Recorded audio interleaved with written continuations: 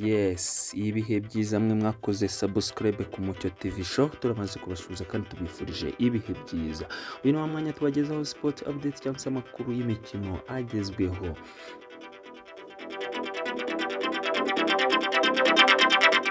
Twihuse kandi tudatinza mudera kuri shampiyona y'igihugu cy'u Rwanda Premier League iraza kuba yakomeza ku munsi wayo wa kane. Harakinwa ihe mikino itandukanye, yumve rwose kandi tega amatwi. Mbere yuko dukomeza gukora subscribe kuri YouTube channel yacu kugira ngo ujye umenya sports updates zigezweho ndetse n'ibindi makuru avugwa mu mikino haba mu Rwanda, muri Afurika ndetse no ku isi hose. Hano mu Rwanda rero Rwanda Premier League iraza kuba yakomeza ku munsi wayo wa kane, aho ku wa gatanu tariki 17 z'ukwezi kwa 2025 ikipe yitwa Gorilla Football Club iraza kwakira ikipe ya Gicumbi Football Club ku isaha ya saa 9. Ku wa gatandatu shampiyona n'ubundi ku munsi wayo wa kane izakomeza. Bugesera Football Club izakira Gasogi United ku isaha ya saa 9 zuzuye. AS Muhanga izakira ikipe ya Etincelle FC ku isaha ya saa 9 n'ubundi. AS Kigali izahura na Marine Football Club n'ubundi azaba ari ku isaha ya saa 9. Uyu munsi wo ku wa gatandatu uzasuzwa n'umukino karundura uzahuza Rayon Sports n'ikipe ya Rutsiro Football Club yo hariya mu burengerazuba bw'u Rwanda. Ni match y'injyana muntu aho izatangira saa 12:30. Uyu mukino wa Rayon Sports ndetse na Rutsiro Football Club ubayeho aya makipe yose ari muri krize y'amanota 3. Yaba Rutsiro iri ku mwanya wa nyuma rwose n'ubusabwa amanota, mu gihe Rayon Sports nayo iri muri krize kuko ntabwo irabasha kubona amanota yayo atatu mu mikino 3 imaze kwihuza n'amakipe atandukanye iheruka. Uyu mukino rwose uzaba kuri kwa gatandatu bisa 12:30, ukaba uzatozwa n'abatoza batandukanye, ariko Rayon Sports idafite umutoza wayo wungirije, udafite umutoza wayo mukuru nako ariko wungirije niwe ugiye kuyitoza.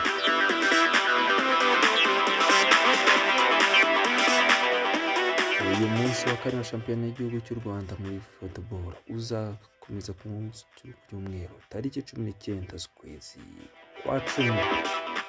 Police Football Club iyobowe n'agateganyo shampiyona y'u Rwanda izakira Amagaju Football Club saa 9, mu gihe PFC izakira Mukura Victory Sport ku isaha saa 12:30. Uyu munsi wayo wa kane wa shampiyona y'u Rwanda Premier League uzasuzwa ni ku wa mbere tariki 20 z'ukwezi kwa 2025, aho Kiyovu Sport izakira Musanze Football Club yo mu Majyaruguru. Urutonde rw'agateganyo rwa shampiyona ruhagaze ku gute? Police Football Club ku mwanya wa mbere amanota 9, ku mwanya wa kabiri Marine Football Club n'amanota 6, gatatu Gorilla amanota 5, Mukura ku mwanya wa kane n'amanota 5 ndetse na Gasogi United ku mwanya n'ubundi wa gatanu n'amanota 5. Muri ligasiyo cyangwa se mu myanya ya nyuma turasanga Muhanga Football Club ndetse na Rutsiro, zombi zifite ubusabwa amanota, mu gihe Etincelle ku mwanya wa kane n'inota 1, aho rwose nayo iri kugenda izabazaba.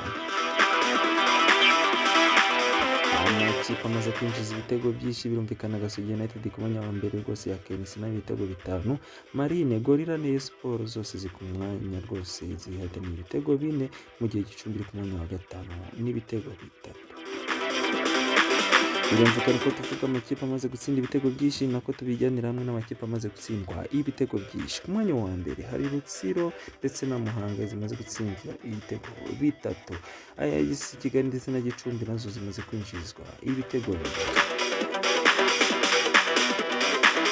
Abandi makuru avuga mu makipe yacu, Rayon Sports yamaze guhemba umukinnyi wayo Tambo Gloire nk'umukinnyi wabaye ukwezi kwa 9. Uyu Tambo Gloire ni umukinnyi w'umurundi wakomeje kwitwara neza mu mikino iheruka, nubwo Rayon Sports itagiye yitwara neza mu mikino iheruka, ariko Tambo Gloire ni umwe mu bakinnyi bagiye bagaragaza yuko ari abakinnyi beza kandi batanga icyizere ko bazatanga akazi muri ikipe rwose, kandi no mu cyiciro cya mbere cya shampiyona y'u Rwanda Premier League.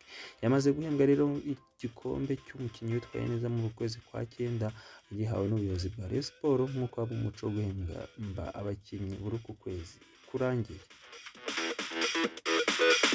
Tukivuga ku makuru yo mu Rwanda ku makipe atandukanye, Police Football Club nyuma yo kuyobora urutonde rw'agateganyo rwa shampiyona y'u Rwanda haravugwa mu byinshi. Kizimana Muhadjili ni umukinnyi wagiye mu makipe agiye atandukanye, aho yaciye mu kipe ya Mukura Victory Sport, Etincelle, APR Football Club, ubu akaba yabarizwaga mu kipe ya Police Football Club.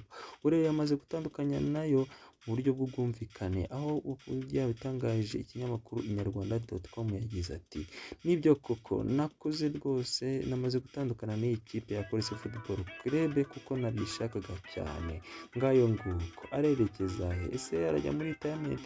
Cyane ko abenshi baba bavuga bati arashaje, ariko nanone ntabyo kumusajisha, uyu muntu niwe wimenya. Reka dukomeza kubikurikiranira hafi tumenye ngo Hakizimana Muhadjili nyuma yo gutandukana n'ikipe ya Police Football Club mu buryo bw'ubwumvikane araza kwerekeza he?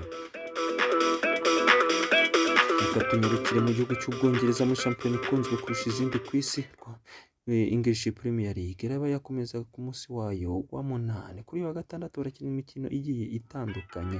Nottingham Forest irakira Chelsea, Brighton and Hove Albion irakira Newcastle United, Burnley yakire Leeds, Crystal Palace Bournemouth, Man City iraza kwakira ikipe ya Everton n'umukino mu rwese byose uraza kuba kuri wa gatandatu ku isaha y'isa 10. Sunderland vs Wolves uyu munsi rero ukazasuzwa na Fulham izakira Arsenal ku isaha y'isa 12:30. Ku cyumweru naho umunsi wa 8 wa shampiyona y'igihugu cy'Ubwongereza uzakomeza, aho Tottenham izakira Aston Villa ndetse na Liverpool ikaza kwakira Man United. Umukino uzasoza uyu munsi wa 8 wa shampiyona y'igihugu cy'Ubwongereza uzaba ku itariki 20 z'ukwezi kwa 10 2025. Birumvikana azaba ari kuwa mbere. West Ham izakira Bournemouth Albion.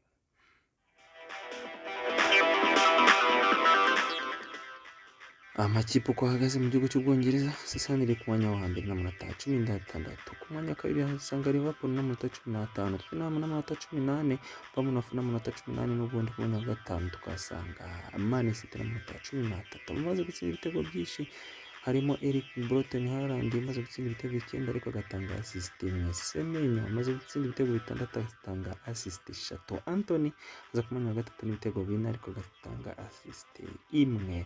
Amakipe ari ku myanya ya nyuma mu gihugu cy'Ubwongereza harimo Burnley iri ku mwanya wa 18 n'amanota 4, West Ham iri ku mwanya n'ubundi wa 19 n'amanota 4 n'ubundi, mu gihe ku mwanya wa 20 ari nawo hanyuma twasanga ikipe ya Wolves n'amanota 2. Ngayo ngo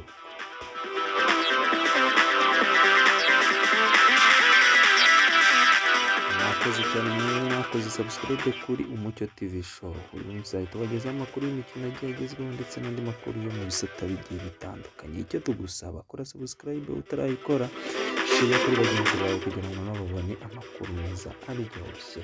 Twabakundaga kandi tubifuriza ibihe byiza, mukomeze kugira weekend nziza. Ibitekerezo byanyu turaza kubona muri comment, yaba inyunganizi ndetse n'ibyo twifuza ko twazana. Ciao ciao, mukomeze kubarengera ndetse no kubarinda kandi turabakunda. Umucyo TV Show, we love and we love.